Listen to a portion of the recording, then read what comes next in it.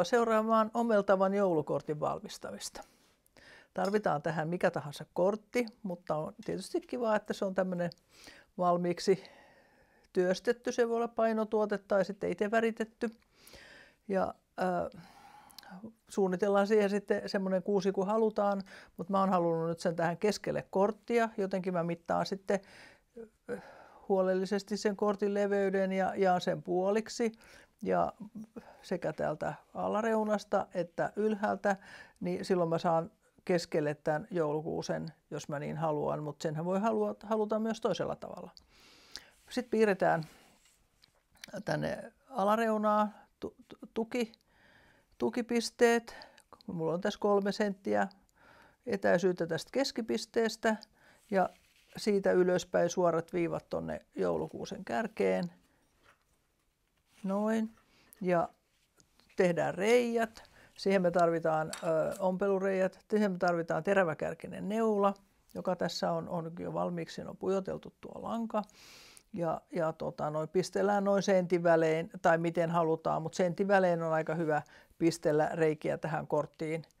Ja sillä teräväkärkisellä neulalla ne menee tästä hyvin nopeasti tähän korttiin. Mä nyt olen kyllä ne etukäteen laittanut, mutta no ylipäätään niin ne helposti menee siihen tämän joulukuusen ääriviivoille. Ja sitten voidaan ottaa millaista lankaa vaan, millä ommellaan. Tässä on valmiina tehty paperinarusta, sitä voi vähän aukoa, niin sen saa näyttämään. Se voi olla lahjapaperinaruja tai jotain bling bling, tämmöistä kiiltävää nartsaa tai mitä vaan. Mikä hyvältä tuntuu, sen kyllä äkkiä huomaa, mikä ei sitten sovi. Ja sitten aloitetaan ompelu. Jätetään tämmöinen pieni pätkä tänne toiselle nurjalle puolelle, väärälle taustapuolelle, joka voidaan sitten liimata ja jollain tavalla kiinnittää. Ja sitten ommellaan aina tämän joulukuusen poikki tämmöinen pisto. Ja mennään sitten tasatahtia alhaalta ylöspäin. Aina täältä oikealta puolelta niin kuin nurjalle puolelle, takapuolelle ja näin. Uudelleen ja uudelleen. Tämä menee mukavasti tällä langalla tämä ompelu, mutta jos siinä on jotain vähän erikoisempaa kokkunauhaa, niin sit sitä pitää sormilla aina setviä sitä ompelun jälkeä. Ja sitten kun on päästy tänne loppuun, niin siinä kohtaa sitten tietysti liimalla kiinnitetään nämä narun päät ja tänne ylös voidaan sitten liimata tähti ja samaten näille oksille ripustellaan jotakin pieniä rusetteja tai mitä sitten tahdotaan.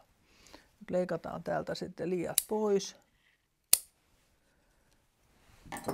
ja laitetaan liimaa, niin saadaan nämä ompelun alku- ja loppupäät pysymään täällä takapuolella.